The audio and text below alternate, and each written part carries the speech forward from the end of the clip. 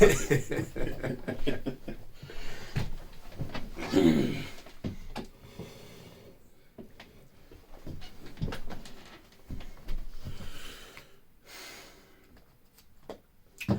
right.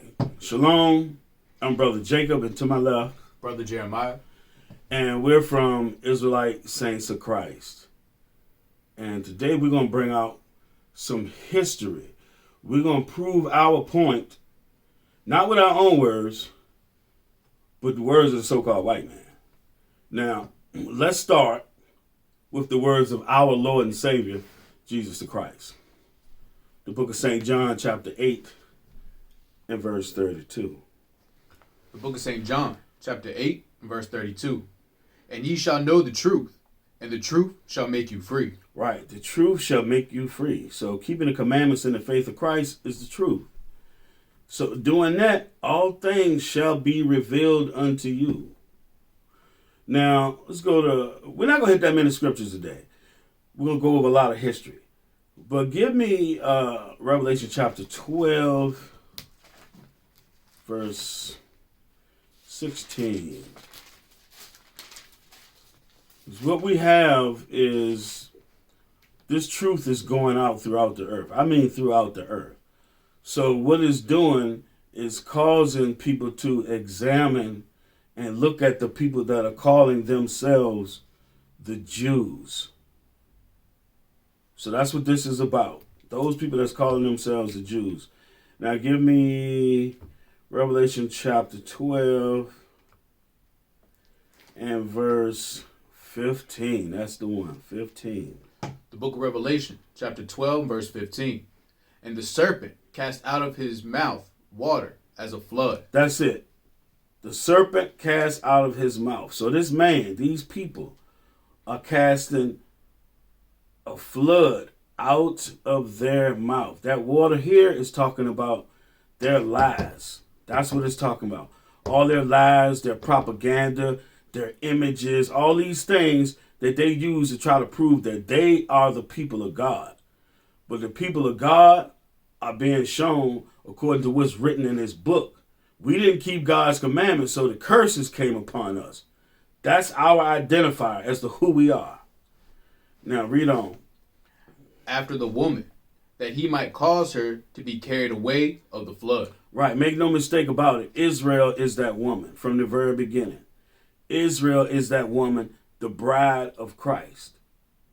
So we got to make ourselves ready for the marriage. Those repentant Israelites that's going to be gathered together and be in the kingdom with Christ. That's who this woman is. So they spewing out all these lies, hoping that we'll be carried away with that madness. But no, read on. Verse 16. And the earth helped the woman, and the earth opened her mouth. So the Bible and all this information that we're finding out, all these artifacts, everything, is helping us to understand that we are the people. You're gonna see some of this today. Go ahead. And swallowed up the flood, which the dragon cast out of his mouth. Gonna swallow up the lies. This is gonna swallow up the lies. One thing they're doing, they're coming with a lot of images. Like you see it every day, the image of white Jesus. That's not the only image. They have white images of Jewish people. Come on, man. Go ahead. Verse 17. And the dragon was wroth with the woman. Right. They're wroth with the woman. They're angry at us. So things are going to escalate. Make no mistake about it. Go ahead. And went to make war with the remnant of her seed, which kept the commandments of God. Which keep God's commandments. Go ahead. And have the testimony of Jesus Christ. So it's the remnant, the seed, the children of Israel that keep the commandments and have faith in Christ. So we're going to jump right into it. I'm going to have Brother Jeremiah read some stuff. This first book is called The Transfer Agreement. Now, what's important about this book is, while the Jewish people are saying that, they're in the Holocaust, behind the scenes, they're working out a deal with Hitler and the not the Zionist movement, but Hitler and the Nazis. They're working out a deal with them. So bear with me. I'm going to find what I'm looking for. There's a lot of it. So in 1948, the land of Israel, the land of Canaan, whatever you want to call it, was given to the Jewish people. And so some agreements were made to help them settle in this land. Start right here and read all the highlighted stuff to here. All right. So now the man that wrote this, he's a so-called Jew. And after he wrote this, even his own family disowned him. All right. The transfer agreement, page 374. Mm-hmm. After great debate, the Congress finally declared that the Zionist organization would openly take control of the transfer agreement from the Anglo-Palestine Bank. The bank compiled by transferring its stock to Havara. So hold on. So here's what the deal is.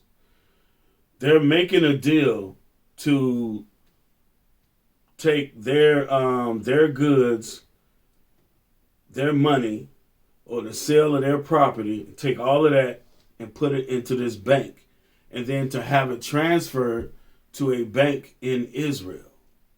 Now, the children of Israel, the real children of Israel, they lost their possessions. They got kicked out. Like in Spain and Portugal.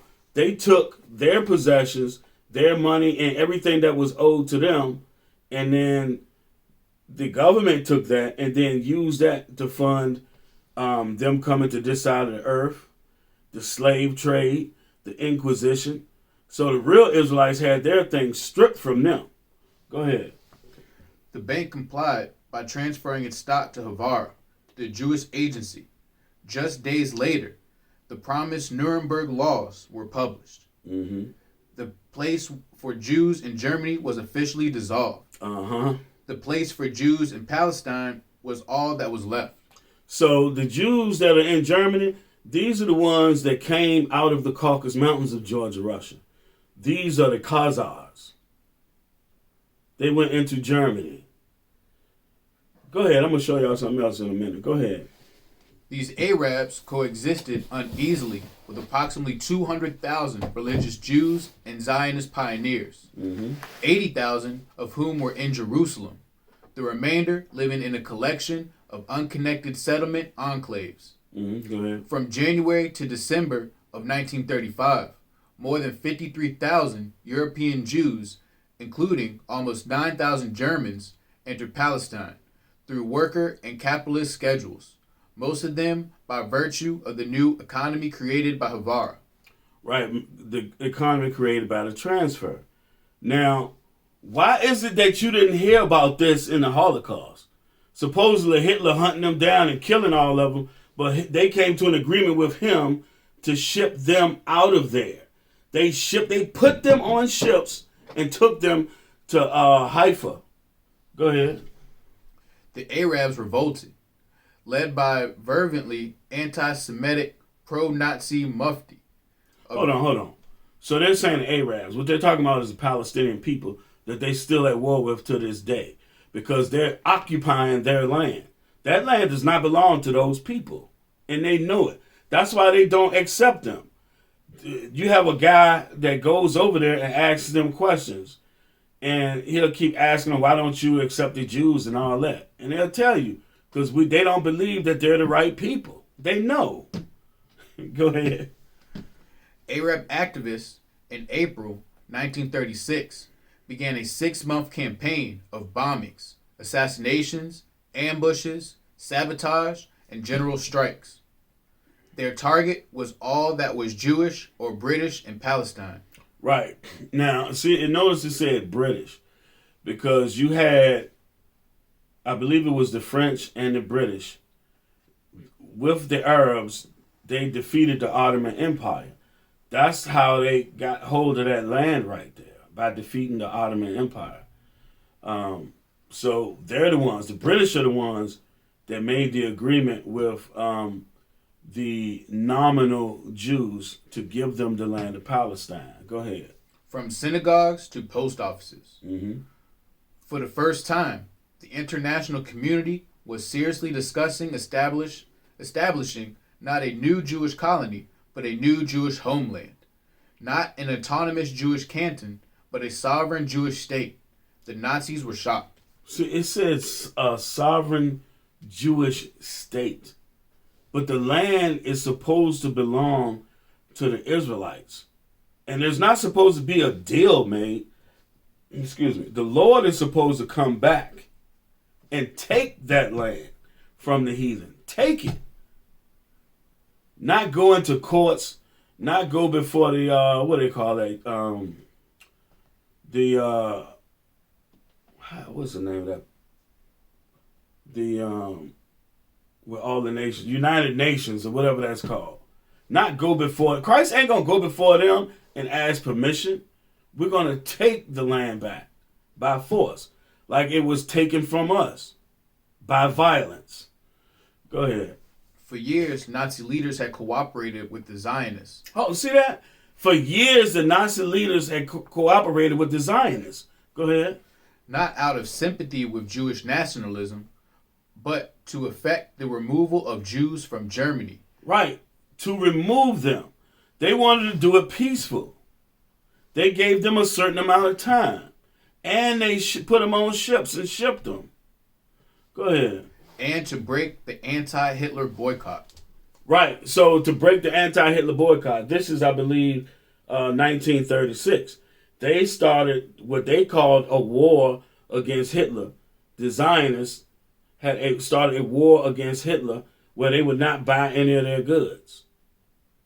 So they're trying to break this and be at peace with them. But no, that ain't what they want. Go ahead. The Nazi hierarchy broke into two distinct schools of thought. Mm-hmm. The first wanted to expand the Havara to concentrate as many Jews as possible in distant Palestine. The Jews would then be isolated from Germany's enemies, such as France and Great Britain. Right. So what you'll find out is Germany wasn't the only ones that had an agreement to get the Zionist Jews out of their land. There were other countries over there too. I think I'm gonna pull that up. But in the meantime, so the main focus of these Jews is Germany. So I want you to read this. I'm gonna find the other thing I wanted here, but I want you to read this so that they know there's a difference in the Jews. Starting right here. Yeah, right there. There's a so the German Jews, they're different from the Jews that are in Spain and Portugal. A treatise on physical geography. Page 297. Thus, the Jews are a people who have ever, according to the prophecy, dwelt alone, Mm-hmm. without intermixing with the nations, to this day. Now, this separate race, all descended from brown ancestors. Right. So keep this in mind. They didn't deal with other races. So you're going to see a great distinction, and we're going to get into that later on. And it's going to be the same. It's going to be Spanish and Portuguese Jews and German Jews later on in this book we got called The History of the Jews. But go ahead. For Abraham, Isaac, and Jacob must have been as dark as Mar Yohanan. Must have been as dark as Mar Yohanan, which he was of East Indian descent. Those are dark people like us. Go ahead. If not darker. Mm-hmm. If not darker. Go ahead. exhibit every shade of color, Mm-hmm. from the black Jews of Malabar, Mm-hmm. of whom we have such an interesting account by Dr. Claudius Buchanan. Dark Jews of Malabar. Well, he's that Dr. Buchanan. We're gonna read something of his in the history of the Jews that he wrote. Go ahead. To the rose and lily complexion of the Jewesses on the banks of the Elbe. So you got Jews, according to them, that are dark, that are real dark, all the way to real pale, is what they're saying. They don't understand. One is the authentic Jew, the other is an imposter. Go ahead.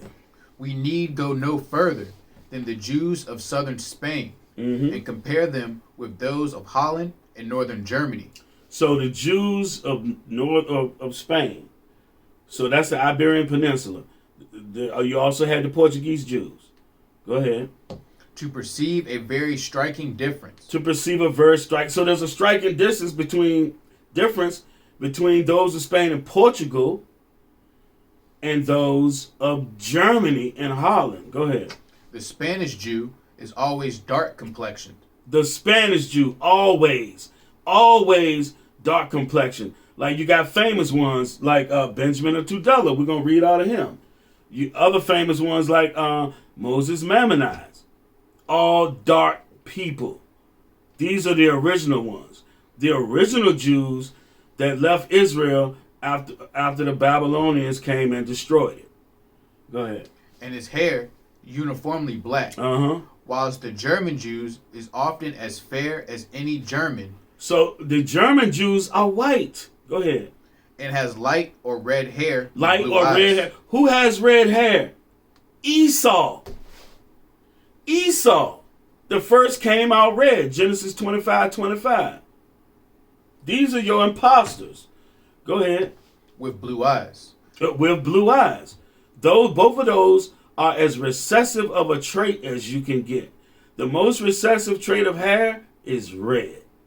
The most recessive trait of eye color is blue. They come from one father, Esau. Go ahead. The various shades of color observable among the Negro or African race.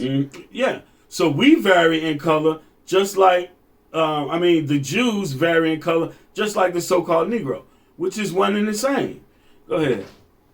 Tends to the same conclusion. Along the coast of Guinea, which is low, marshy, and hot, we find jet black complexions, and this is the very country from which American Negroes have been derived. Right. We're the real Jew, American Negro. But not just us. Not just us. You had Judah, Levi, and Benjamin in the Caribbeans, North America. Some went to South America, but they may be of other tribes. They are of other tribes. Now, was that on that page? Okay, now, back to this one. And show them, I'm going to show them this one, you show them that book. This is, like as he said, a treatise of physical geography by A. Barrington. Where would we start on this one? At the top. So the transfer agreement. By Edwin Black? Yeah, by Edwin Black. Page 376. In the fall of 1937, after several months of uncertainty, Die Führer finally decided in favor of Khazars. The government added its instance that Jews be expelled not only from Germany, but all from Europe. Right. That's why it wasn't just Germany. It wasn't just Germany. They try to blame everything on Hitler. You know, one thing these people do, they will ostracize anybody that can expose them. Hitler knew that they weren't the people. It's in a book. It's in a Time Life magazine where he exposed them. Go ahead. Germany did not want yet another Jewish problem waiting when the Reich took over neighboring lands. By 1937, Germany was no longer a powerless aggressor in Europe. The Nazi regime was partially armed and fully dangerous. No one in Europe wanted to provoke Germany by maintaining a Jewish presence.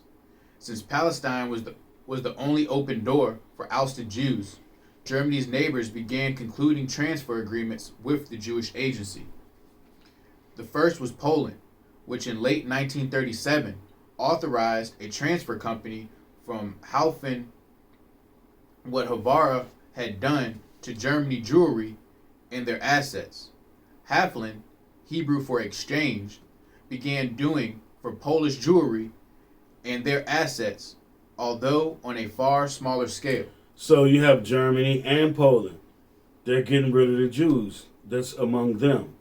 These red-headed, blue-eyed Jews. They're getting rid of them. Go ahead. The building of Palestine and the immigration of Jews literally became a matter of life or death.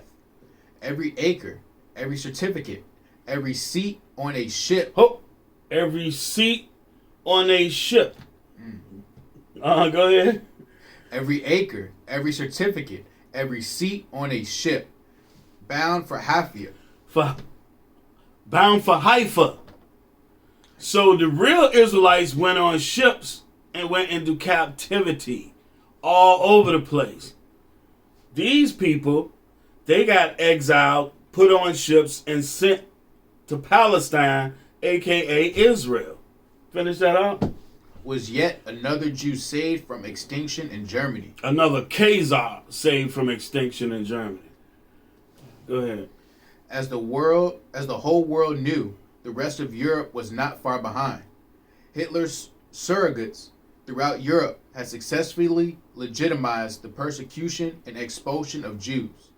By the end of 1937, violent Nazi factions and their allies throughout Central and Eastern Europe was tired of waiting. 4 years had passed since Hitler had assumed power, and the Jews had not yet been eradicated. Local pogroms became commonplace, not only in Germany, but in Poland, Hungary, Romania, Yugoslavia, Lithuania, and Austria. So all these places, they made agreements with the Zionist Jews to transfer them and their goods to Israel. Man, these people are liars. They are liars. Now, we're done with that book. And you slide that over there, slide this one over there too. So I've seen this one Jewish rabbi, Dr. Abrams. He did a video where he was debunking that the Khazars, the Khazarians, that they are the Ashkenazi Jews. Somebody said something about DNA. The last study I saw on their DNA, it proved that they were, that these Khazars or Ashkenazi Jews are the Khazars. They from the Caucasus Mountains. And then another guy did a video trying to debunk it. And he tried to debunk this book in particular by Arthur Kessler. Now, the Havara Agreement, who was that written by? Edwin Black, a so-called Jew. So is Arthur Kessler, a so-called Jew. What reason do they have to bring out the truth? That they're not the people. They did their research. Shlomo Sands did the same thing. Now, we're just going to hit these books. We're not going extensively in it, but we're going to touch on some stuff. But because since he mentioned this,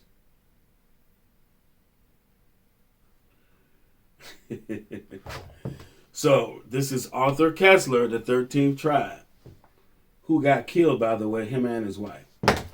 Read all the highlighted stuff there. All right, starting right here. Yeah. All right, page 66. According to his own account, Hasdi, So this is Hasdi ibn Shaprut, a Spanish Jew, a black Jew. Remember, the Jews of Spain and Portugal are always black. Don't believe these lies. So this Spanish Jew, Hasdi ibn Shaprut, we're going to read about him in some more of these books over here. Go ahead. According to his own account, Hasdi first heard of the existence of an independent Jewish kingdom from some merchant traders from Khurasan in Persia, but he doubted the truth of their story. So now, Dr. Abrams and this other guy that made a video, they're saying that this is a myth. We're going to see. Because if it's a myth, why is all the scholars using it? Go ahead. Later, he questioned the members of a Byzantine diplomatic mission in Cordoba, and they confirmed that the merchants' account, contributing a considerable amount of factual detail about the Khazar kingdom. So it's true. He asked somebody else, some men that lived near them. They said, yes, it's true. Go ahead. Including the name Joseph of its present king. Thereupon, Hasdai decided to send couriers with a letter to King Joseph. Okay, so he's sending messengers to this King Joseph. Go ahead. The letter, which will be discussed in more detail later on, contains a list of questions about the Khazar state, its people, method of government, armed forces, and so on, including an inquiry to which of the 12 tribes Joseph belonged. This seems to indicate... Hold on. That's another important thing. So Hasdai is asking to see what tribe these Khazars are from. What tribe? Because they just call themselves Jewish. Right. That's it. Go ahead. This seems to indicate that Hasdai thought that the Jewish Khazars to hail from Palestine, as the Spanish Jews did, and perhaps even to represent one of the lost tribes.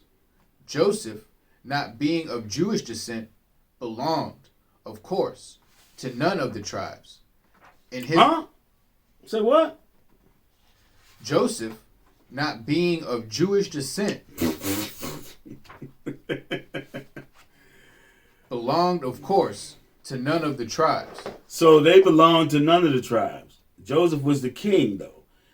At that time, he's the king of these Khazarian converts. The converts. Go ahead. In his reply to Hasdai, he provides, as we shall see, a genealogy of a different kind. But his main concern is to give Hasdai a detailed, if legendary, account of the conversion. Of the what? Of the conversion. Of the conversion. Them converting to quote-unquote Judaism, to keeping the commandments of the Most High God, which does them no good. Go ahead. Which took place 2 centuries earlier, and the circumstances that led to it. So 2 centuries earlier would have been the 700s. Go ahead. Joseph's narrative starts with the eulogy of his ancestor, King Bulan, a great conqueror and a wise man who drove out the sorcerers and idolaters from his land. Subsequently, an angel appeared to King Bulan. Hold on. That's the same thing they said about Muhammad, ain't it? Madness. Go ahead. Subsequently, an angel appeared to King Bulan in his dreams, exhorting him to worship the only true God, and promising that in exchange he would bless and multiply Bulan's offspring. What? Hold on. You stay right there. I got to pull this scripture. Read that part again, man. Subsequently, an angel appeared to King Bulan in his dreams, exhorting him to worship the only true God, and promising that in exchange he would bless and multiply Bulan's offspring. Oh, man. So let me go to this verse, this scripture in this verse. The things that come out of, they speak great words against the Most High. Continually. The book of Amos, chapter 3 and verse 2. Now let me start at 1. Hear this word that the Lord have spoken against you, O house of Israel. Not O house of Bulan. Of Bulan, of the Khazars. Against the whole family which I brought up from the land of Egypt. He did not bring the Khazars out of the land of Egypt, saying, You only have I known of all the families of the earth. Therefore, I will punish you for all your iniquities. Like I said earlier, y'all know this. We know who we are according to the curses. When did these people get the curses of Deuteronomy 28 put on them? God didn't make a covenant with them. Just like he didn't make one with Islam and that Muhammad. They don't have the curses on them. We do. He only ever dealt with us. But everybody wants this. They don't want to go through the punishment that we going through, but everybody wants the blessings. No, it don't work like that. I don't know if any of y'all old enough to remember when I was in elementary school, there was a story about the little red hen. And how the little red hen, when she asked would anybody go and help her plant the seeds to the wheat. And everybody was busy. They didn't want no part of it. So then she planted it. Then she asked, will y'all want to help me water it? You know what I mean? You want to help me till the soil? No. You want to help me water it? No. But then when it grew, and then she went and picked it and made bread, then everybody wanted to eat the bread. That's how these damn heathens are. They don't want to go through the things we going through for thousands of years, but everybody wants the blessings. It don't work like that. That would make God an unjust God. Go ahead. And deliver his enemies into his hands, and make his kingdom last to the end of the world. This, of course, is inspired by the story of the covenant in Genesis. Right. and it implies that the Khazars too claimed the status of a chosen race. So how could they on top? The Israelites are the chosen race chosen by God. Right. How you on top of that gonna claim that you're a chosen race? There's only one chosen race. So we just had the Super Bowl. There's 32 teams. How many of them win the Super Bowl? One. There's 18 nations on the planet. Which one did the Most High make a covenant with? One. Go ahead. Go ahead, man. Who made their own covenant with the Lord, even though they were not descended from Abraham's seed, but... What? Huh? They made their own covenant and they... Go ahead, read it again. Who made their own covenant with the Lord, even though they were not descended from Abraham's seed. Right. But they are descended from Abraham's seed until you get to Esau. Then they're cut off. There's no repentance for Esau. But remember, in Isaac and Jacob is that seed called. Go ahead. But at this point, Joseph's story takes an unexpected turn. King Bulan is quite willing to serve the Almighty, but he raises a difficulty. That's it. Okay. Now, so you can stack that over there. Now, this book, The Jews of Khazars by Kevin Allen Brooke. Let's see if he agrees or disagrees. Start there and read all the highlighted stuff to here. All right.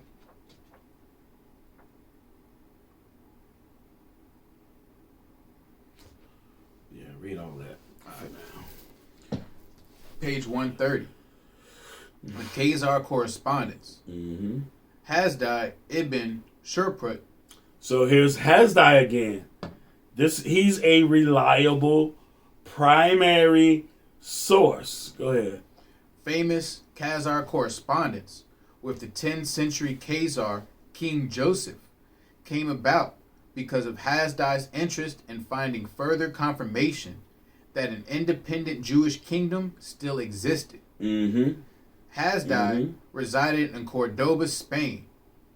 Hasdai wrote to Joseph that he initially learned about the existence of the Jewish kingdom called Khazari from traveling merchants of Khorasan. Same exact story. But they're saying it's a myth. It's not true. Go ahead. At first, he was skeptical, but then Byzantine ambassadors to the Caliphate confirmed that Khazars really existed. The ambassadors told But no, they said it's not true.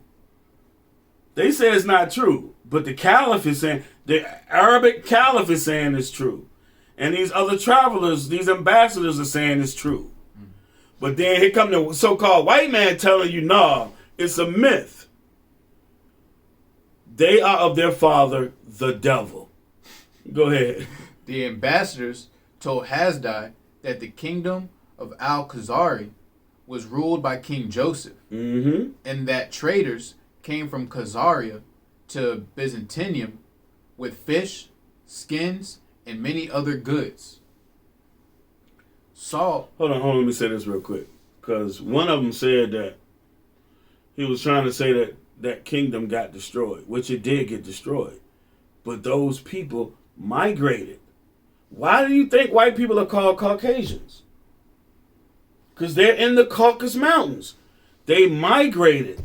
They went into Germany, Poland, those places in Northern Europe like that. That's why you have the German Jew that's white, and you got the Spanish and Portuguese Jews that are black. Go ahead. Saul and Joseph told Hasdai that around the year 947 that they had met a blind Khazar Jewish scholar named Mar Amram. Amram was a wise Israelite who lived in the Khazar king's house and ate at the king's table. Now, so let me say this, because when they did their conversion, they called for Israelites to come and teach them how to keep the laws and gave them stay in their kingdom. Go ahead. Hasdai asked the Khazar king many questions, such as what their land, army, government, and observance of Judaism were like, and which tribes lived under his jurisdiction. It's just like it said in Arthur Kessler's book. Right. He want to see what tribes is dwelling with them. What tribe you from? How y'all keeping the laws? Go ahead. The letter was transmitted eastward to the Khazar king by Rabbi Jacob ben Eleazar. Right, so these things, we didn't have cars, planes, and stuff like that. They traveled by camels and horses, and it was slow. It took time for this correspondence to happen. It took years. Go ahead. A German Jew. King Joseph's reply reached Hasdai around the year 955. It stated that Joseph's ancestor, King Bulan, was circumcised, officially converted to Judaism, and drove out sorcerers and idolaters from the kingdom and trusted in God alone. Officially converted. Hold on one second. Hold on.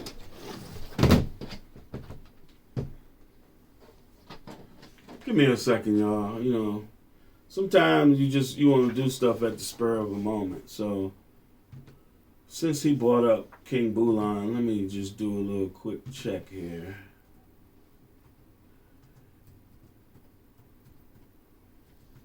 Type in King Bulan.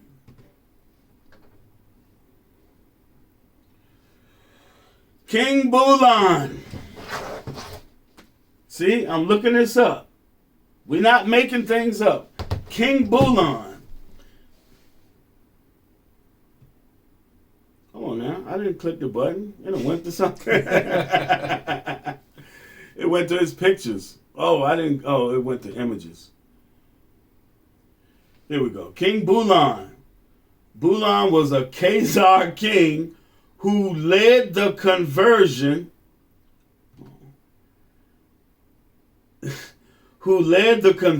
of the Khazars to Judaism. So this is Wikipedia. Everybody trusts Wikipedia. Why is everybody on one accord saying the same thing, but then you got these white Jews, white nominal so-called Jews telling you it's a lie? They doing an old Jedi mind trick. No, that's not what you seeing. You don't see that, even though it's sitting right there. His name means elk or hart in Old Turkic. The date of his reign is unknown, as the date of the conversion is hotly disputed. Although it's certain that Bulan reigned sometime between the mid-8th and 9th centuries. That would be the 700s. Like I mentioned earlier, they believe it's 741 AD. This, like with the time period they're talking here, is the 900s. And he said 2 centuries before, which would be the 700s, is when the conversion happened. Right. Matter of fact, right here it says he was born in the early 700s, and his reign was between 740 and 786. So I'm going to close this out right here. Everybody's saying the same thing. Christ said, let no man deceive you. All right, go ahead. Finish. Read all that. Read the rest of that. I think that's it on that one. Unless we go to the next page. Yeah, go ahead. Read that on the next page. All right. The reply indicated that after Khazar led attack on the town of Ardabil, located south of the Caucasus Mountains, a tabernacle was established along the biblical model with an ark, candlestick, table, sacred vessels, and altar.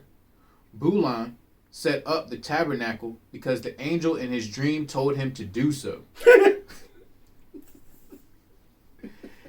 He was promised God's assistance if he observed the commandments and had a synagogue constructed. Hold on. Stay right there. Oh, I went right to it. Leviticus chapter 26.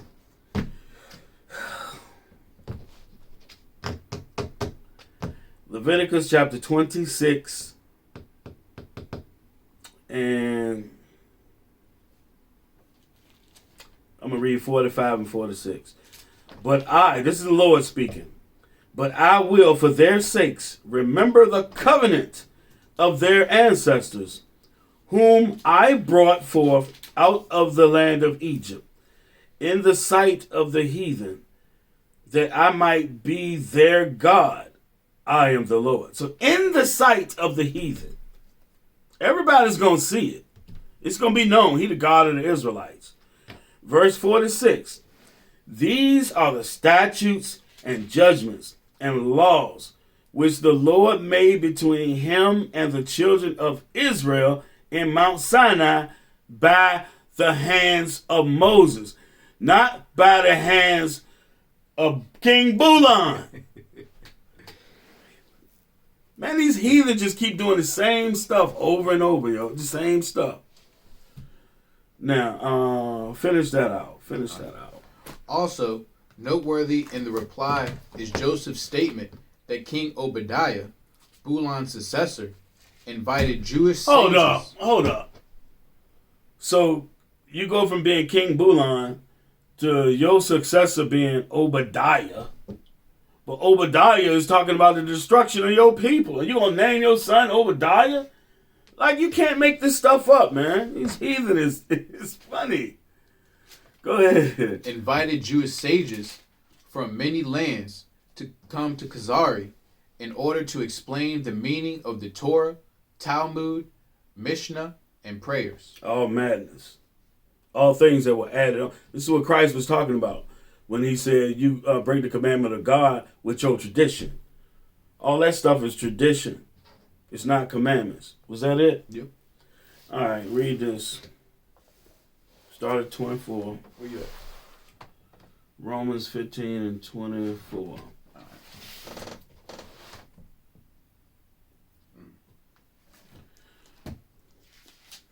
We keep talking about the Jews of Spain and Portugal. They're called the Sephardic, the original Sephardic Jews. Original ones. The ones that got kicked out of there. Over 1 million of them got kicked out. Then another, I think 80,000 got killed. Then you had like 90,000 that converted to Christianity. And you don't hear no more about them because they converted to Christianity. Go ahead. The book of Romans, chapter 15, verse 24. Whensoever I take my journey into Spain. So Paul went into Spain. Paul was not a white man. He's not some red-headed Edomite like they keep portraying him to be. Paul was mistaken for an Egyptian. He was mistaken for an Egyptian. He's going to these Jews that are in Spain, these black Jews. Go ahead, bro. I will come to you, for I trust to see you in my journey, and to be brought on my way to the word by you. At first I be somewhat filled with your company, but now I go into Jerusalem to minister unto the saints. For it hath pleased them of Macedonia and Achaia to make a certain contribution for the poor saints which are at Jerusalem. It had pleased them verily, and their debtors they are. For if the Gentiles have been made partakers of their spiritual things, their duty is also to minister unto them in carnal things. So these Gentiles will be Jews and Israelites that did not believe on Christ. That was Paul's mission. He's going to them and convincing them that the Messiah came. And his name was Jesus. And he gave his life in Jerusalem. Go ahead. When therefore I have performed this, and hand sealed to them this fruit, I will come by you into Spain. I will come by you into Spain. So Spain was part of Paul's mission. Well, places he was going to. Another place is Britain. Guess who's from up there? King James. Our people we're all up in Scotland, all those places. Right. That's where we were. So make no mistake about it. Now, so Paul's going to Spain, to the black Jews.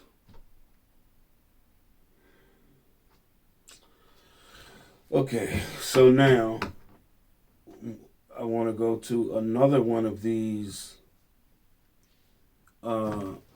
black Jews from Spain and Portugal. Read that right there. So this is Benjamin of Tudela. He's a famous scholar. He's mentioned in most of these books. He's a very famous Jew from Toledo, Tudela, Spain. Go ahead. All right, page 70. Such are their superstitious practices, and throughout the island, including all the towns there, live several thousand Israelites. So this island he's talking about is the island of Sri Lanka. When you go down to the bottom of India, there's an island that sits off, and it's called Sri Lanka. Go ahead. The inhabitants are all black. The inhabitants are all black. Because the so-called white man hadn't been there yet, mixing his seed among everybody. He hadn't done that yet. Go ahead. And the Jews also. So the Jews and the Israelites are all black. These are the originals, not the fake ones, not the converts. Because our people made converts everywhere they went. Was that it for that? No, I got a little bit more. Yeah, go ahead. The latter are good and benevolent. They know the law of Moses and the prophets, and do a small extent the Talmud and Halakha. Okay. So now, go to Matthew 7 and 6 real quick. I'm going to find something else in here that I want.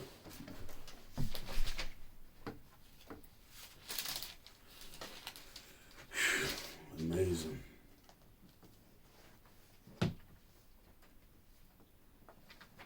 The book of St. Matthew, chapter 7 and verse 6. Give not that which is holy unto the dogs. That's the problem. Our people did not listen to the Lord. They did not listen to Christ. So by making converts everywhere they went, now you have heathens claiming to be the people. Meanwhile, when the time comes, all of us go into captivity. And they assume our identity. That's a problem. Keep going.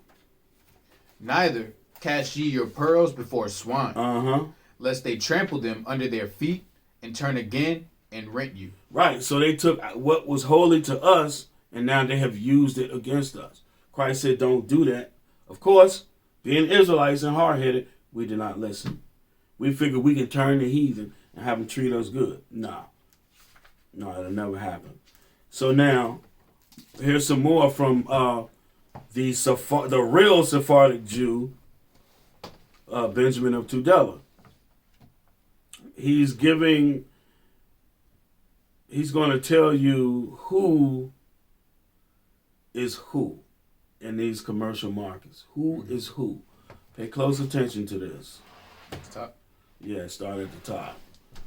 So I Page. think that's talking about Alexandria, which is Egypt. Page 78.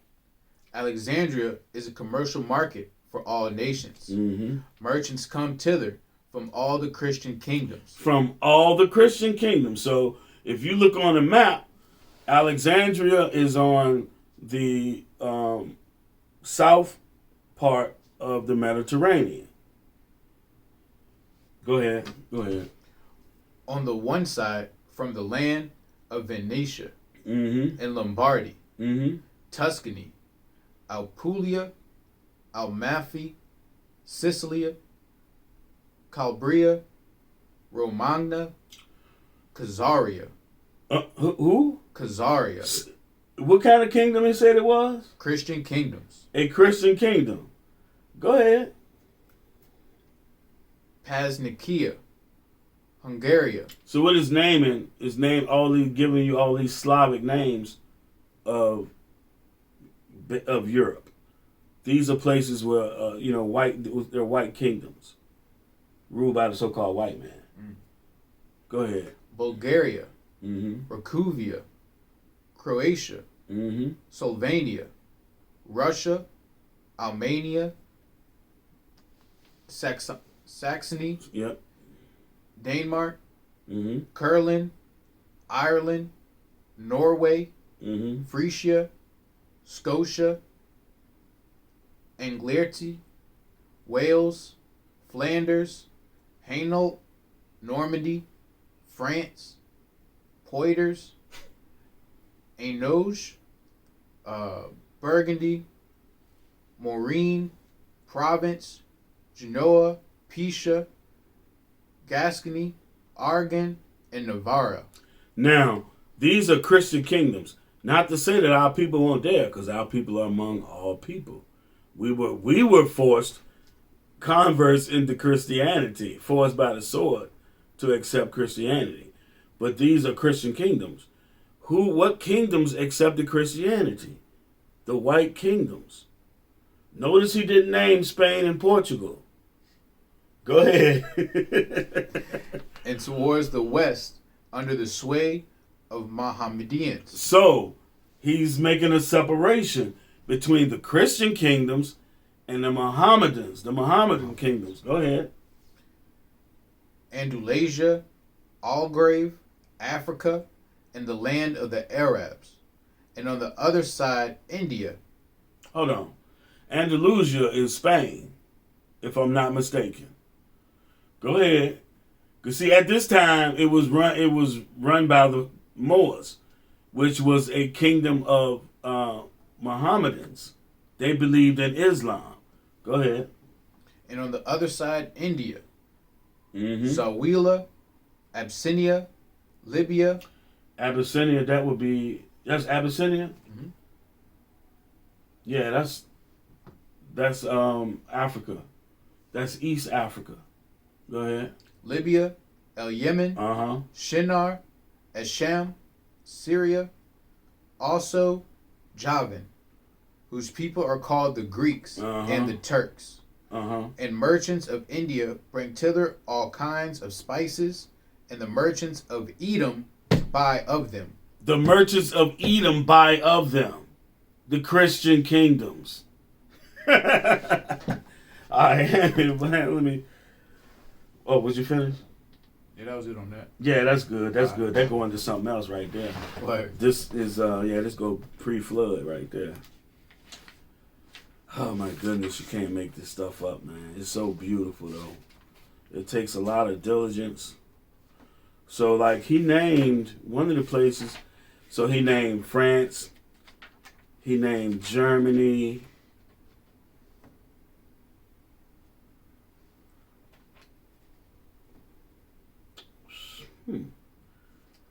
So, he named France and Germany. When you go into the history of France and Germany, you have the Rhine River. On one side is France, on the other side is Germany. Well, before they became France and Germany, they were called, it was the Kingdom of Franks. Read that right there.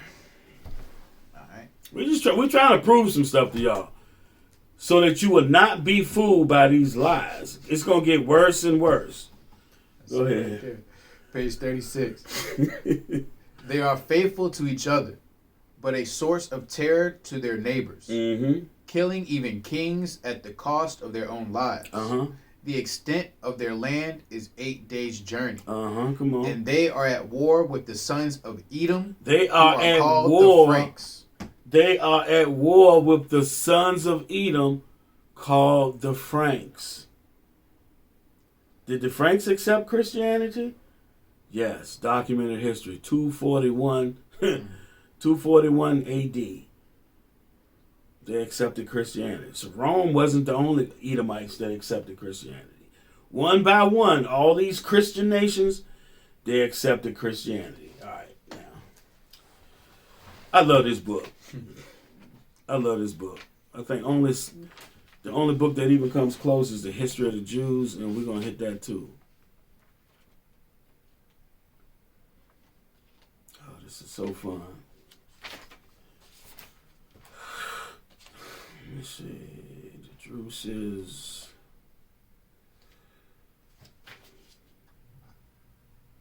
Hold on. Since we're here, I'm going to bring out another little fact. The Christian kingdoms, the Franks, we're going to find out another word for them. Start right here. Here and read. And I'll tell you when to stop. Right here, kindly. No, the beginning right there. From Constantinople. Constantinople is Istanbul. It's midway point between Europe and the so-called Middle East. Go ahead. All right, page 35. From Constantinople, it is 2 days' voyage to Radashtus, with community of Israelites of about 400. At their head being Moses, Rabbi Moses, Rabbi Abijah, and Rabbi Jacob. From there, it is 2 days to Calpolis, Gallopy. You know what? I'm sorry. Hold on. I thought that was the war. Where's the war? Man, this book is just highlighted up.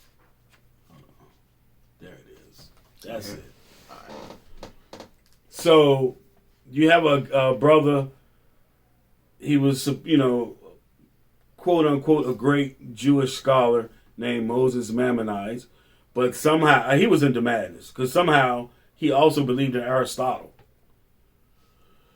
But he was a Jew who was the physician of Saladin's right-hand man. Saladin is that great Arab, what would you call it? I guess you would call him a general today. So go ahead and read that. Page 15. In 1187, he felt himself in a position to engage the Franks. To engage the Franks. Remember what we just read about the Franks. That's France, Germany, a Christian kingdom. Watch this. Go ahead. In a decisive conflict at the Battle of Tiberias, Guy, the Latin king, that's Rome. That's the language of the Romans. was defeated and taken prisoner. The Knights Templars,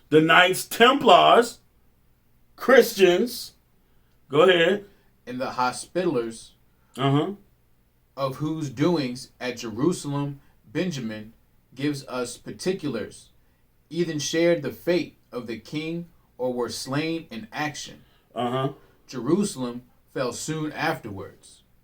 So this. Keep going, because that's what I want you to bring out. Pope Alexander III Mm-hmm. roused the conscience of Europe. Keep in mind, every time something is done, they have to get the permission from the Pope. Even the king gets permission from the Pope. Go ahead, though. And induced the pick of the chivalry to embark upon the Third Crusade in 1189. So this is talking about the Crusaders.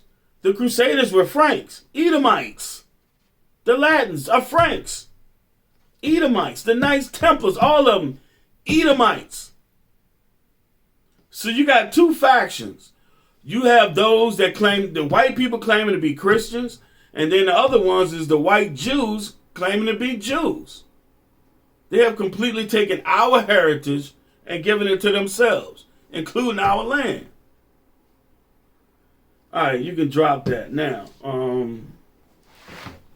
There's a couple more things in here. I mean, gotta do what you gotta do. Yeah, there's two more things. So we had went over the kingdom.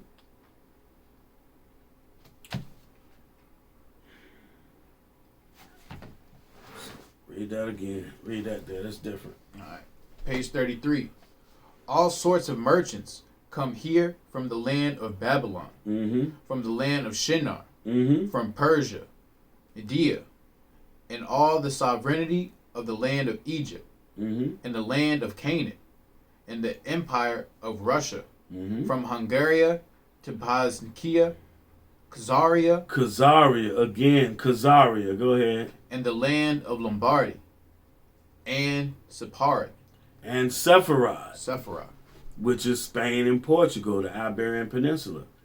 So you have the black Sephardic Jews. The original ones, Sephardic Jews. So again, you see the Khazars in here. It's mentioned in the 13th tribe. He brings that up.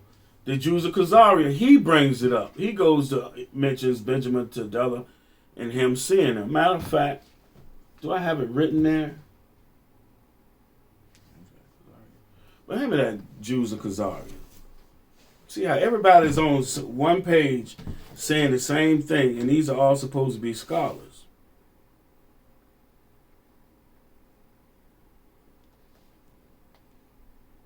Damn.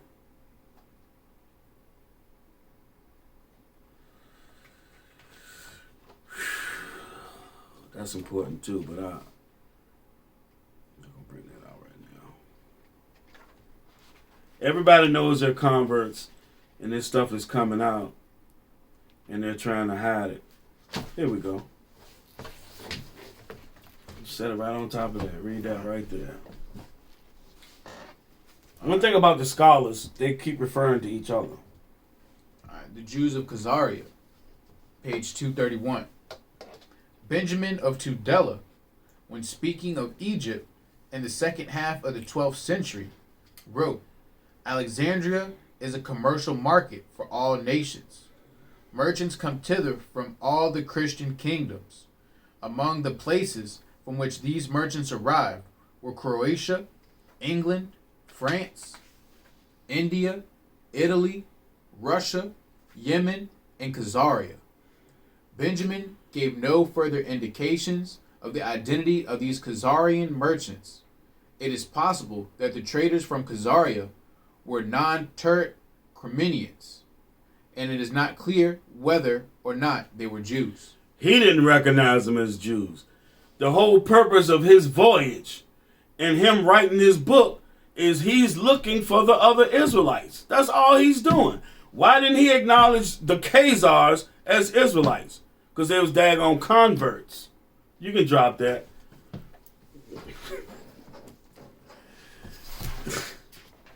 Amazing. Now, I'm going to go. So, let's see what else. Where is it?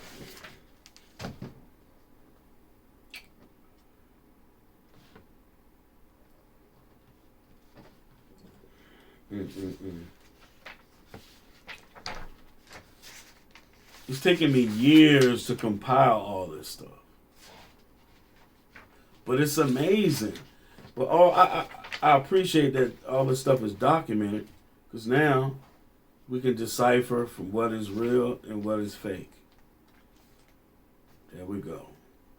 Page 88.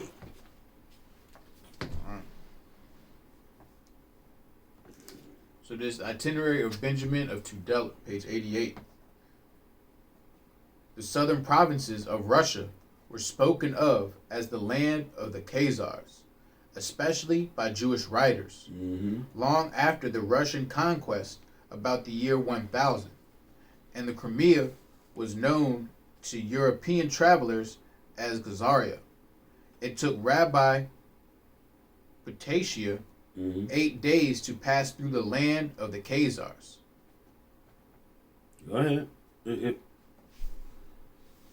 Oh, yes. The ruling dynasty and most of the inhabitants embraced the Jewish religion.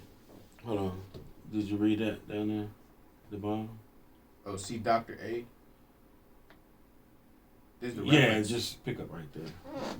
All right. You was reading about Dr. Petachia. It took Rabbi Petachia 8 days to pass through the land of the Khazars. Just to highlight it. You don't have to read that there, but just to highlight underneath. Yeah, right. All right. Benish, translation of Petia's travels. In note 3, page 70, he gives a short sketch of their history. The ruling dynasty and most of the inhabitants embraced the Jewish religion. See that? The ruling dynasty and most of the inhabitants embraced Judaism. They are not of the stock of Israel. The real Israelites, we went through a lot of stuff. We got spread the world over. All right, this is going to be next. We're going to make this short because this book, it's a lot of good stuff in this book, but the book is messed up. I got to get it fixed.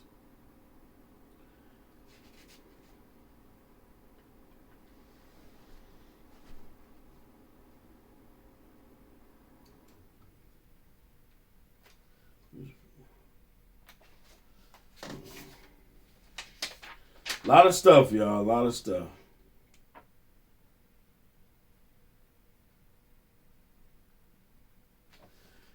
Okay. You can set that up now. Read this, and then we're going to jump to 7 to 9 and read that. So this is about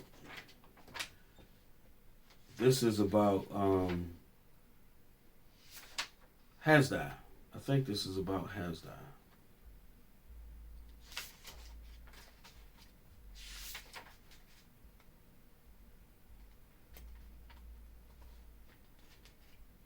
I'm not. Yeah.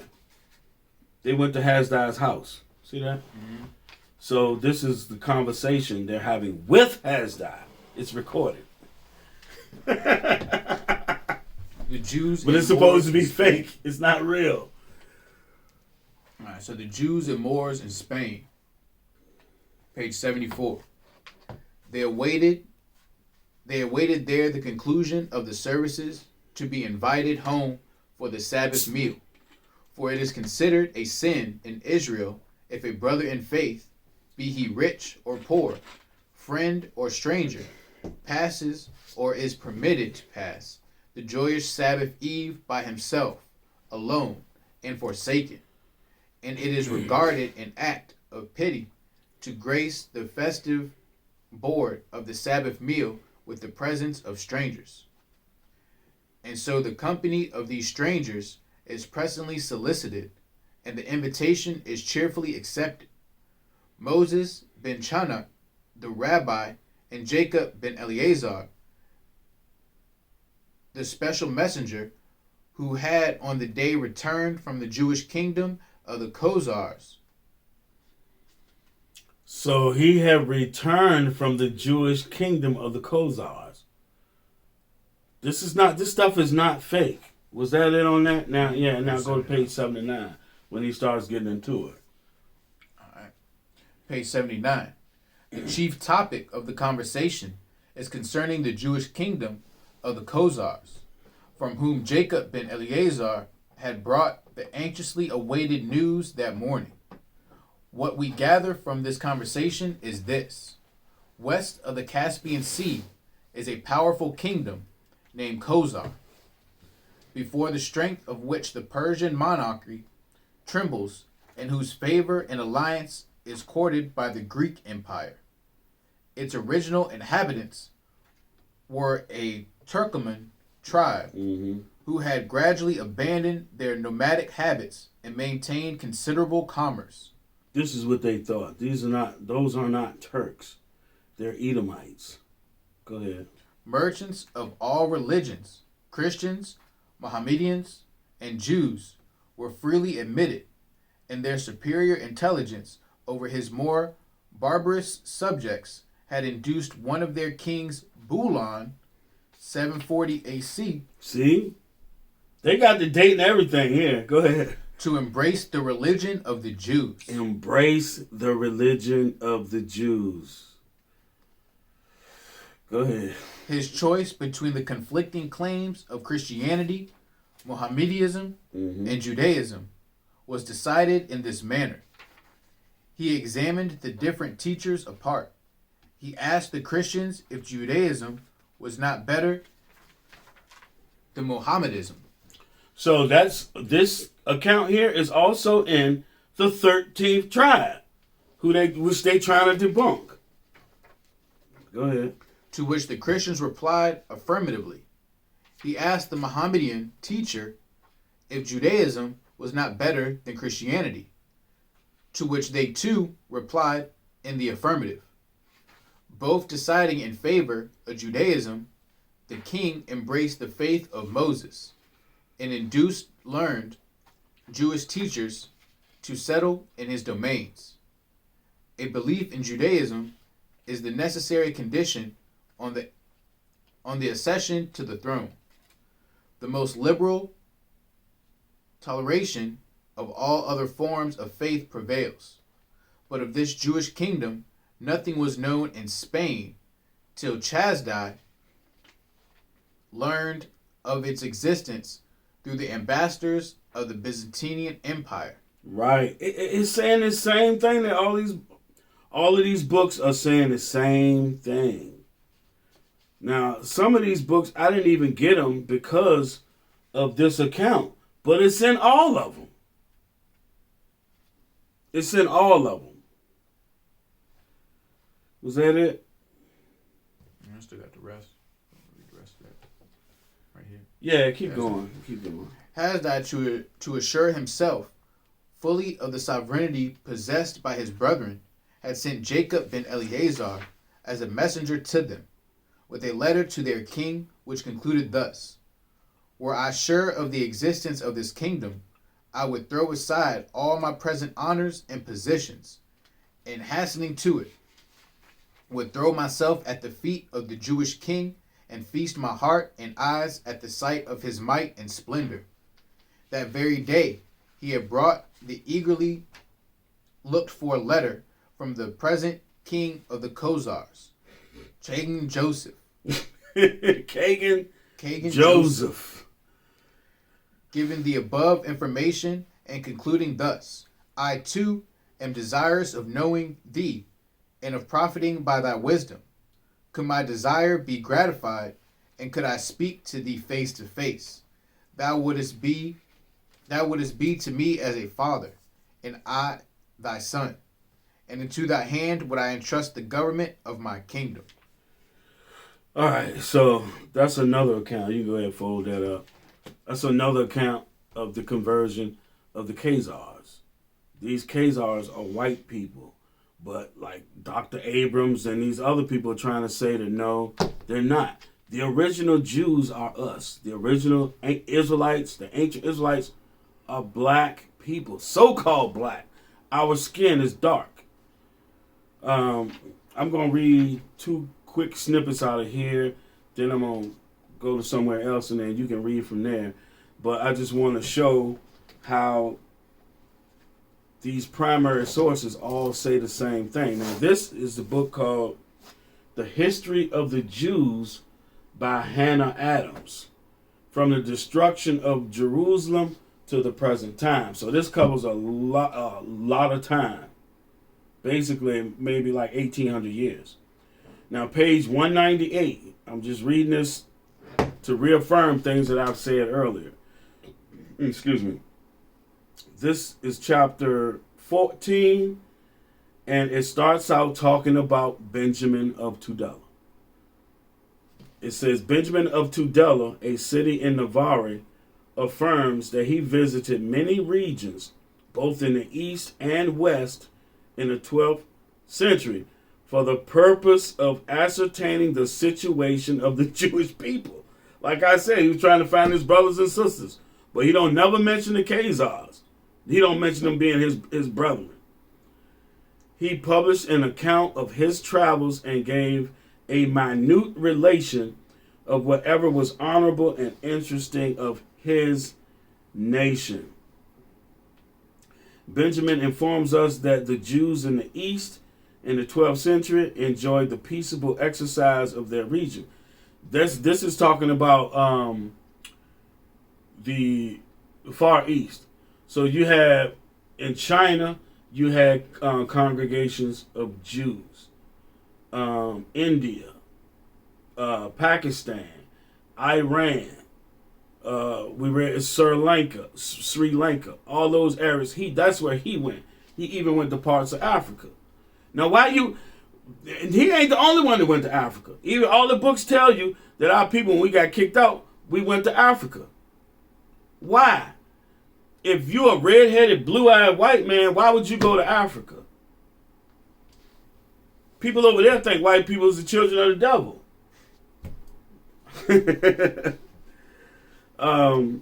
Benjamin informs us that the Jews in the East in the 12th century enjoyed the peaceable exercise of their religion and possessed several considerable synagogues. 4,000 of his brethren inhabited Basora, an island on the Tigris. 7,000 resided in Al-Mosul, answering the ancient Nineveh. In this city, our traveler found Zacchaeus, a prince descended from the house of David.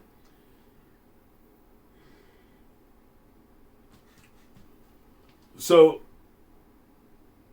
not only him, but you have white people that have scoured this planet trying to find the Israelites. Why are they doing that?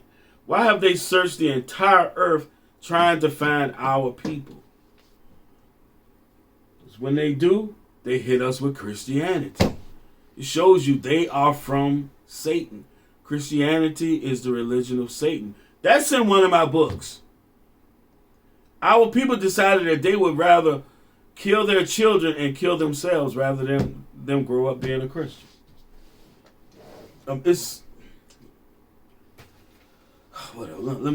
I'm jumping to page 209.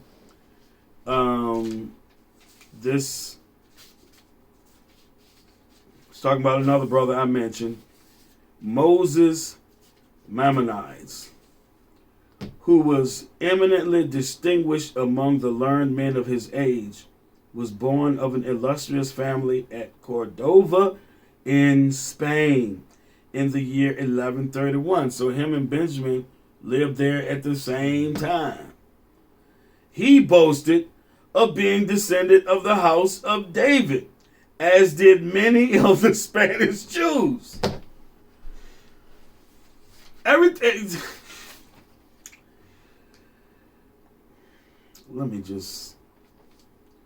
We're going on and on. This is getting pretty long. So earlier we were talking about the distinction between the black Jews and the white Jews.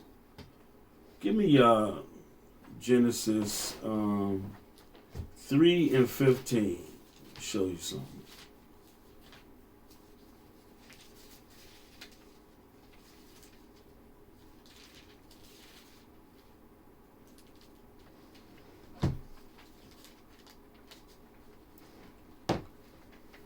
The book of Genesis, chapter 3 and verse 15. Uh-huh. And I will put enmity between the woman.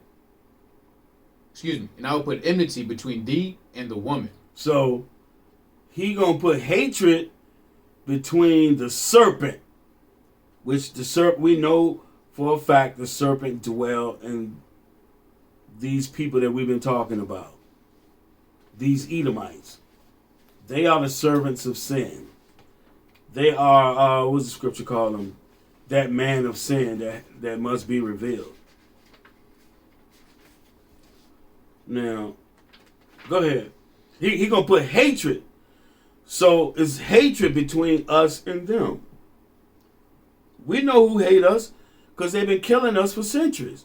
They've been killing our people by the thousands. They still do it to this day and get away with it. Go ahead. And I will put enmity between thee and the woman, and between thy seed and her seed. It shall bruise thy head, and thou shalt bruise his heel. And that's what happened. So they killed Christ. But in the end, we're going to bruise their heel. Matter of fact, go to it. 2 Ezra 6.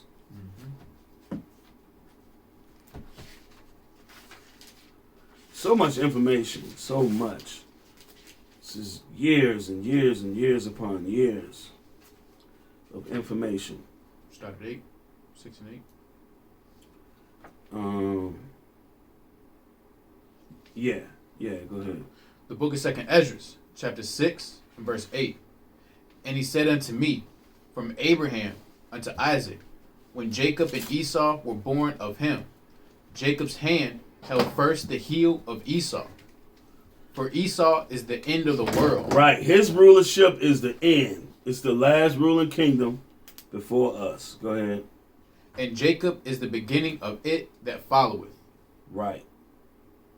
That's what we striving for. We striving to be a part of that kingdom, be joint heirs with our Lord the Christ.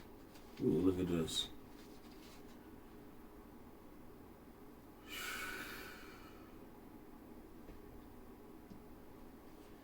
I don't want to hit that right there.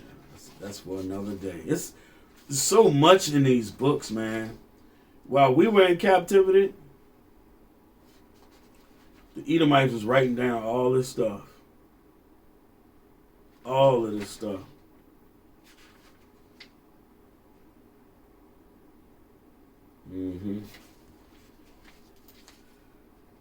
About to read this, and then after this is going to be it. 3, 5, 35.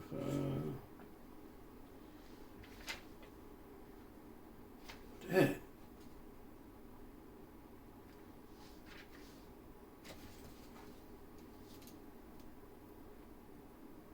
So right now, what page I want you to jump to?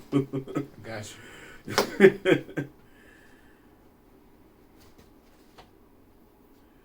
Man.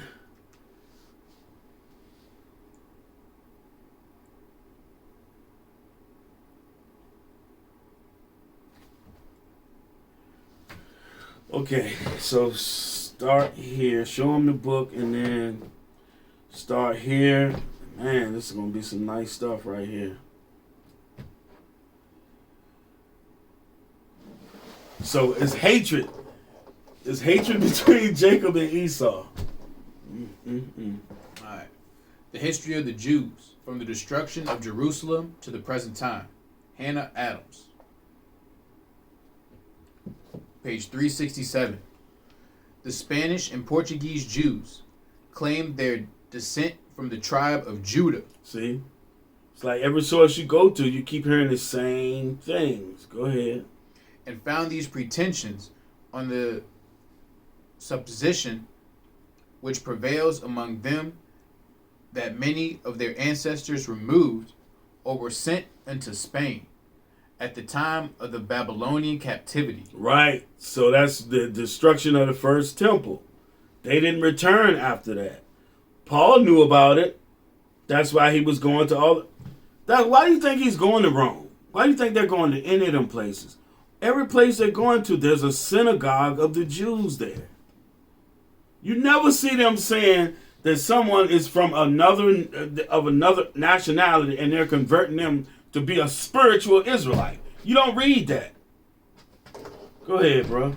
In consequence of this supposed superiority, they, till very lately, would not by marriage or otherwise incorporate with their brethren of other nations. So what they don't understand here is They won't mix with fake Jews, is what it's saying. Go ahead. They had separate synagogues. Mm-hmm. And if a Portuguese Jew, even in England or Holland, married a German Jewess, he was immediate. So the Jews that was in where?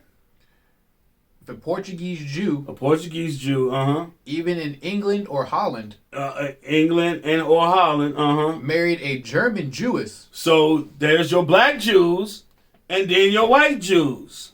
Go ahead. He was immediately expelled from the synagogue. So you got kicked out.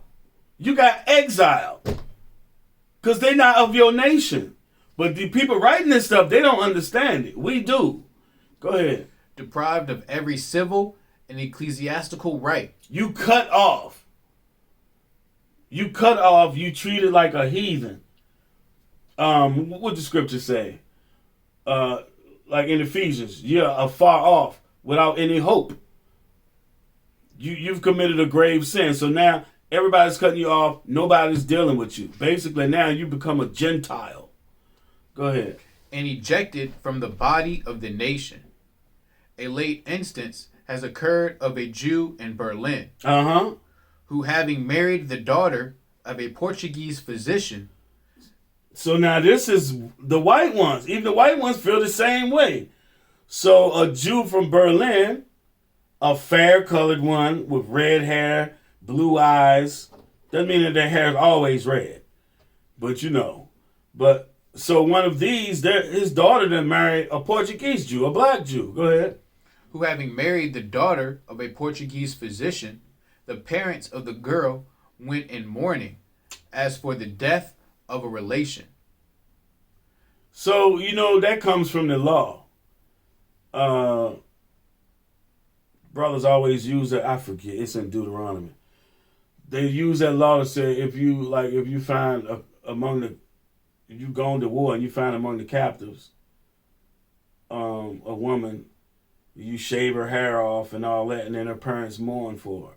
That's what that's going into right there. But even that is of your same nation. Go ahead. The manners of the Portuguese Jews differ from the rest of the nation and are more polished. In Portugal, the name of a Jew is a term of such high reproach that the government found it necessary to enact a law which forbade any person to call another by that appellation.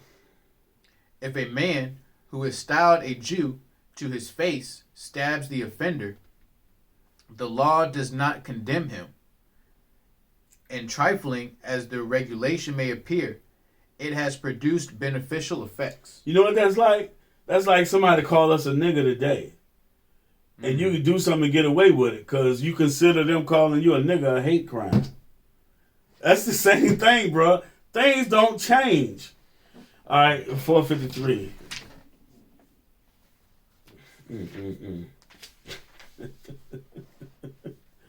Let me ask you this, because you can go to Acts 15:1. This is funny. So if somebody call you a Jew, it's basically they're saying it's a hate crime. You could get away. You could do something to them and get away with it. Yeah, read that. The book of Acts, chapter 15 and verse 1. And certain men which came down from Judea taught the brethren and said, except ye be circumcised. I'm sorry, 13. I'm sorry. 13:1. Because I got a question for these white Jews. All right. The book of Acts, chapter 13 and verse 1. Now there were in the church that was at Antioch certain prophets and teachers, as Barnabas and Simeon, that was called nigger. Stop. When have these white people, these white Jews, ever been called nigger? When? I got a book in the other room showing you when we paid our taxes, they wrote down nigger, so and so. They've been calling us that. It's a Latin word, nigger. It means black, and that is not his last name. It's not his surname, because it would tell you if it was his surname, just like every other scripture. It'll say so-and-so surname such and such. This doesn't say that. Stop with the lies. All right, you can drop that. Point is made. I already know a scripture I want to close out, man. Go ahead. All right. Back to the history of the Jews. Page 453.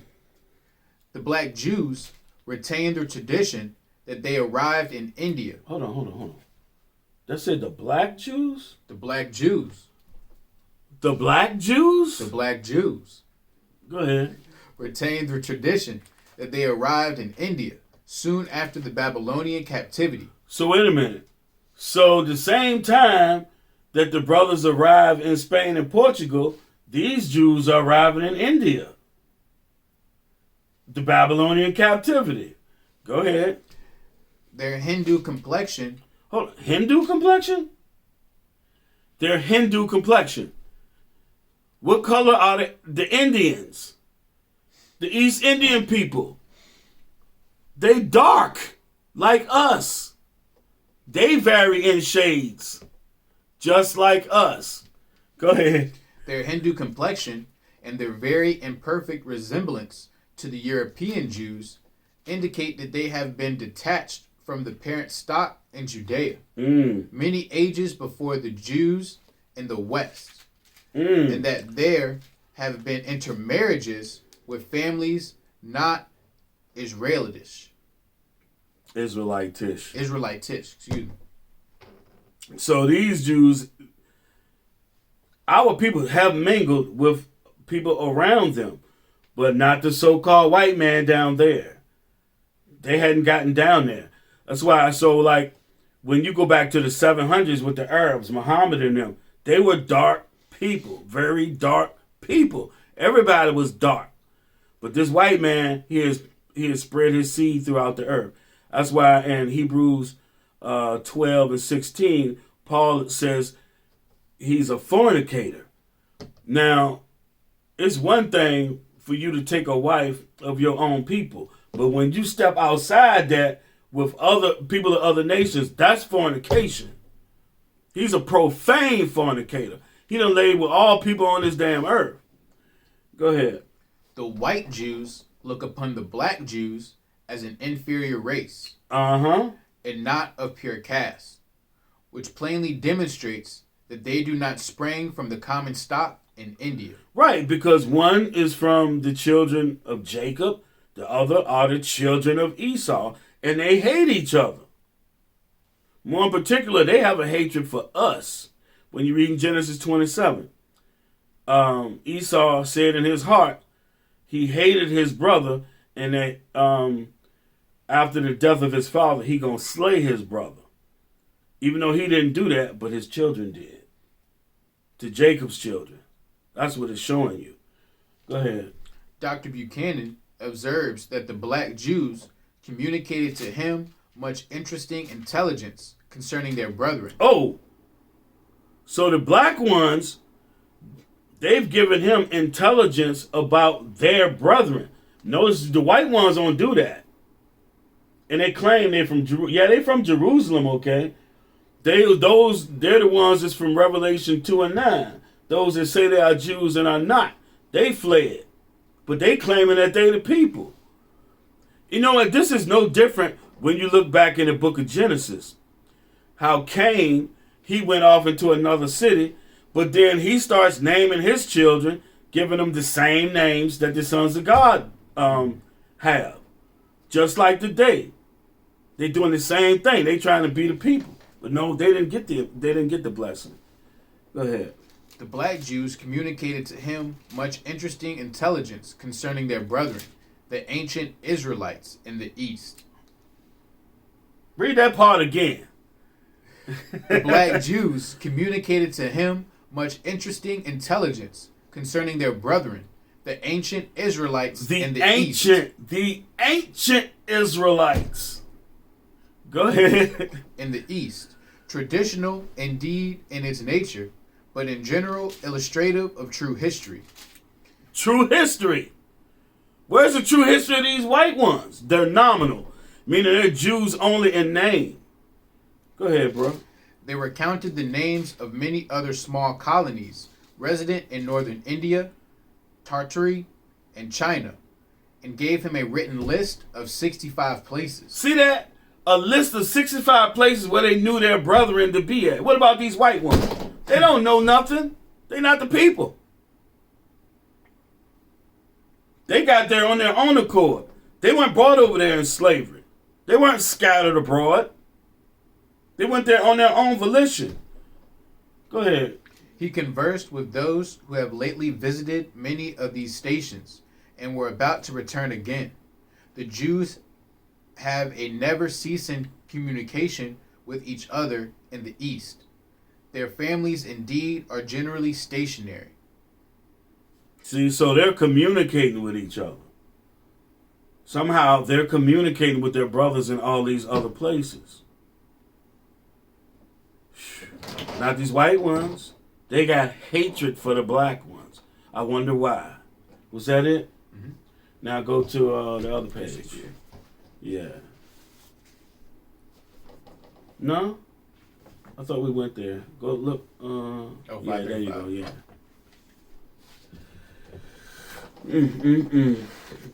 All praises to the Most High for understanding.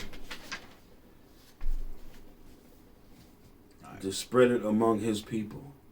This is for our edification, so that no man can fool you. We're at the beginning of this thing. Keep that in mind, because it's going to be a lot of stuff. People are going to try to stray you away with the so-called flood. Go ahead. Page 535. The white Jews live on the seacoast and have commerce with foreign nations. So this is definitely talking about coaching. I got another book about the Jews that was with Christopher Columbus. And one of the places they went to was coaching. So they sacked or destroyed the synagogues in Spain and Portugal in the 1490s. And then they took Torah scrolls from there and went over to Cochin, India, and sold them to these Jews right here. Go ahead. The black Jews live chiefly in the interior of the country. Mm-hmm. The Hindus call them Israeli. They call themselves Beni Israel. Meaning sons of Israel. Go ahead. And not Jews. See that? For their ancestors did not belong to Judah, but to the kingdom of Israel. Right, the northern kingdom. Go ahead. They consider themselves to be descended from those tribes which were carried away at the first captivity. Right, meaning the ones carried by Sennacherib, Artaxerxes, and them. They descended from them. So you have these white ones calling themselves the Jews. Oh my goodness. And they're not from Judah, Levi, and Benjamin. So anyway, the ancient Israelites are black. These Johnny-come-latelys, that's the white ones that got hatred for us. Go ahead. In some parts of the East, the Beni Israel never heard of the Second Temple. They never heard of the Christian account of the coming Messiah. Right. Go ahead. The white Jews of Cochin despise the black Jews. There's that hatred. There's the hatred. They despise the black Jews. Go ahead. As being of an inferior caste, and do not approve of intermarriages with them. See that? We read about that in Germany. They did the same thing in Germany. Go ahead. Because they do not belong to the Second Temple. Right. These ones from Northern Kingdom, they didn't see the Second Temple. So if these white ones saw it, they were converts. Revelation 2 and 9. Them that say they are Jews and are not. The Lord said He gonna make them worship before our feet.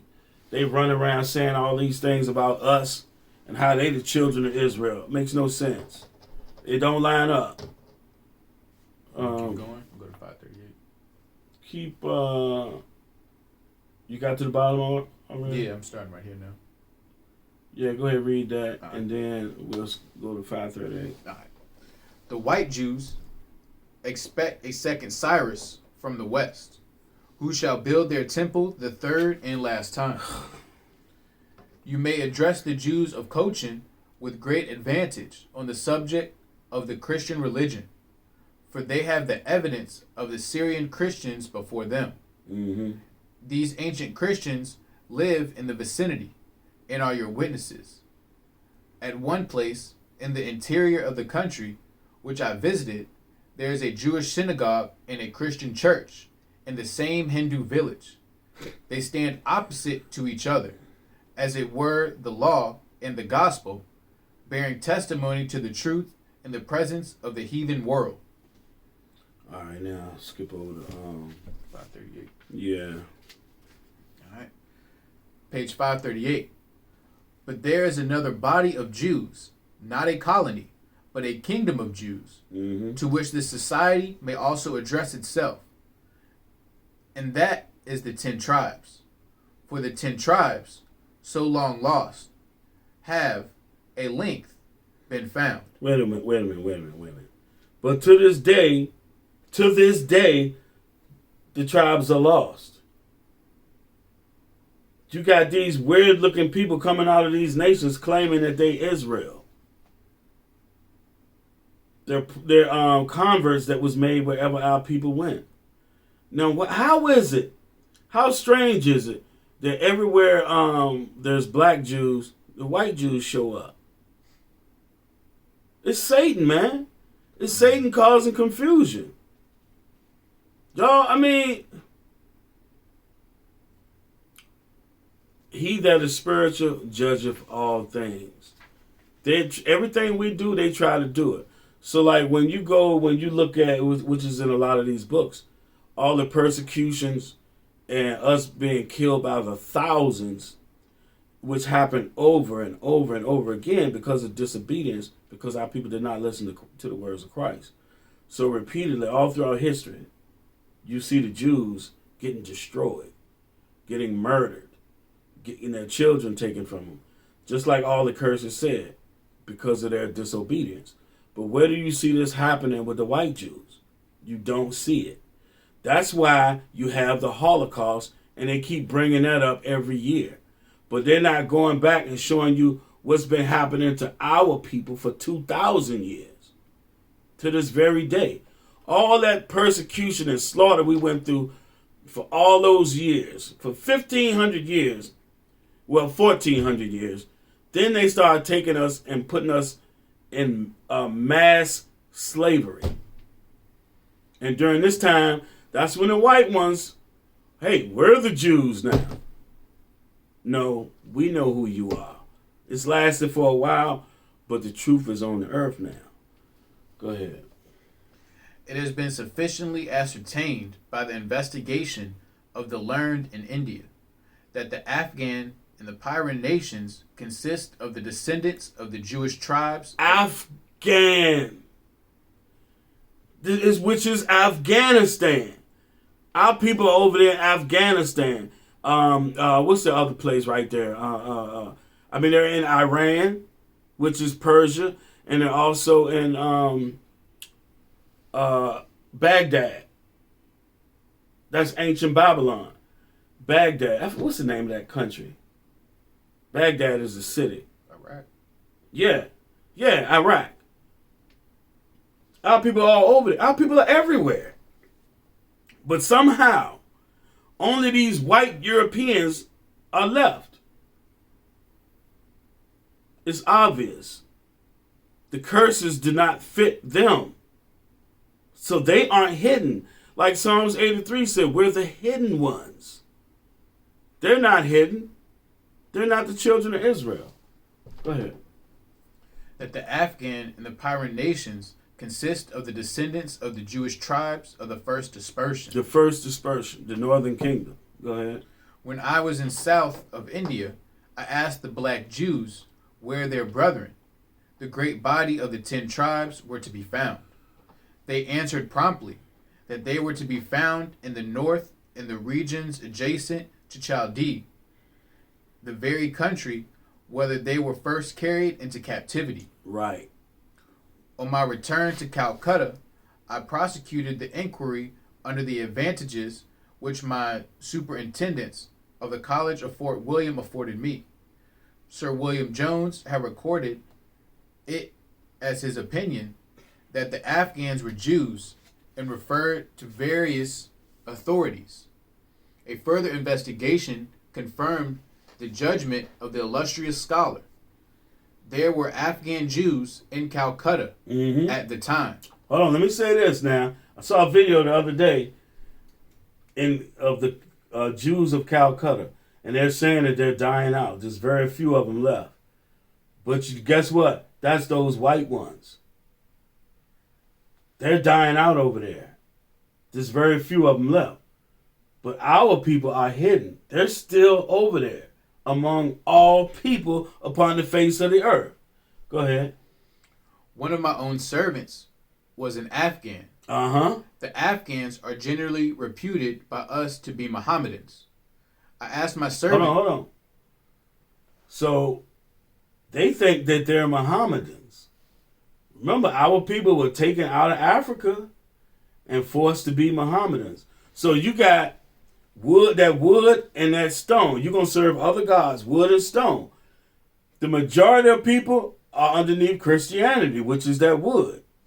And then the others are under Islam, the Mohammedan religion, which is that stone. They worship that daggone cobblestone. These people have our people under subjection. So we're reading about Jews, but what about our brothers in Islam? What about our brothers in Christianity? You don't read about it. They're assimilated in, but they still our brothers and sisters. Now watch what. Go ahead, read that. Keep going. I asked my servant if he was a Mohammedan. No, said he. I'm a Mohammedan Jew. I plainly discerned in his countenance the features of the London Jew. The general account of the Afghans is this, that their ancestors were Jews, that their common histories record the names of David, Saul, and other kings of Israel, that the Mohammedans came upon them with an invading army, and said unto them, We are Jews as well as you. We observe circumcision and keep the Sabbath. Let us incorporate our nations and be one people, and unite against the infidels, that they made a show of the yielding to Mohammedanism, as the Jews of Spain and Portugal pretended to yield to Christianity. The same way that we became new Christians, Moranos, Moriscos under Christianity, we did the same thing in Islam. We make it look like we keep in Islam, but still know that we're Jews. Our commission, we got to find these brothers over there. We got to find our family over there. Now Esau, they've been throughout the whole earth trying to find us. But they left a trail in these books. Was that it? Yeah, unless you want. Yeah, that's it. That's it then. Let's just go to a couple of scriptures and then close out.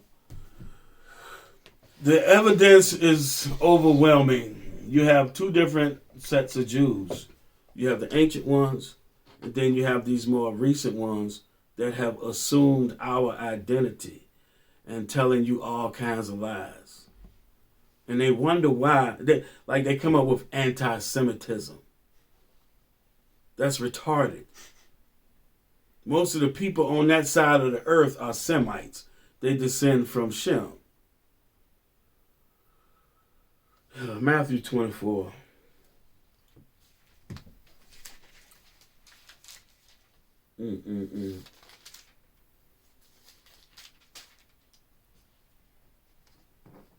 Start at verse 2, man.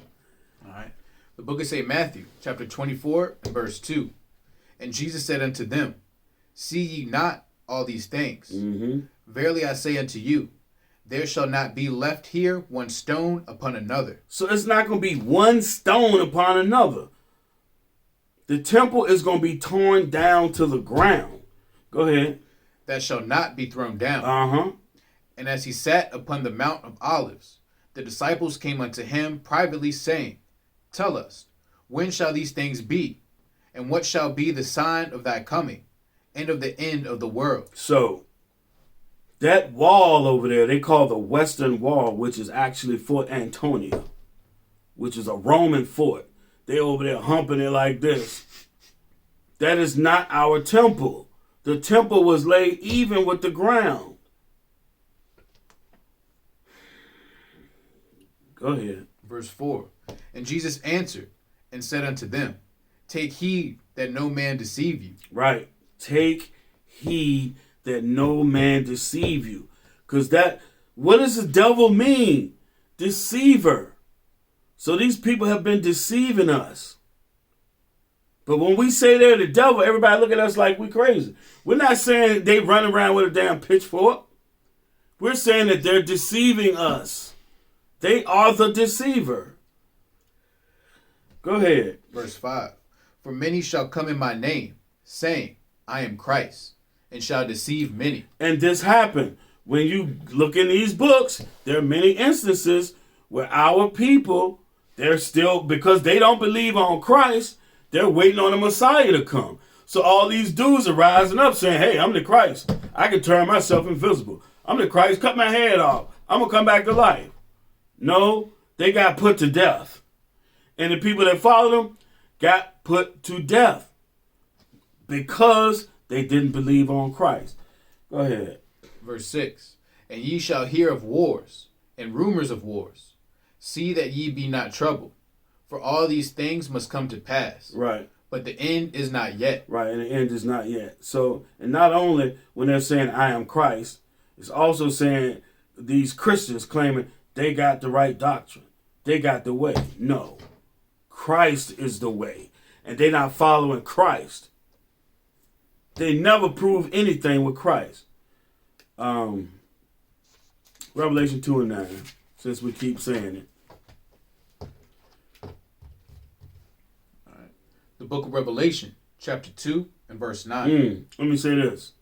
So we in Spain and Portugal and other places, our people were merchants, among other things, tanners, all that kind of stuff. And a lot of our people were wealthy. And one of us may get taken into captivity or made a slave. A lot of times, our brothers that had money would buy us out of that captivity. But the time came where as an entire nation, we got smacked down and was carried into captivity. Go ahead. The book of Revelation, chapter 2 and verse 9. I know thy works and tribulation and poverty. So we're going through tribulation and poverty. But the Lord know our works. He's seeking those that's going to worship him in spirit and in truth. Go ahead. But thou art rich, and I know the blasphemy of them. The blasphemy, the lies of them. Go ahead. Which say they are Jews and are not. Right. They say they are Jews, but they're not. Go ahead. But are the synagogue of Satan. They're the congregation of the devil. The congregation of the devil. So that's going to end today's class. The book of Acts, chapter 5, and verse 29. I hope this wasn't too long. But. The book of Acts, chapter 5, verse 29. Then Peter and the other apostles answered and said, we ought to obey God rather than men. That's right. We ought to obey God rather than men. And a lot of this stuff that's happening to us is because we did not heed the words of Christ, who came and spoke the words of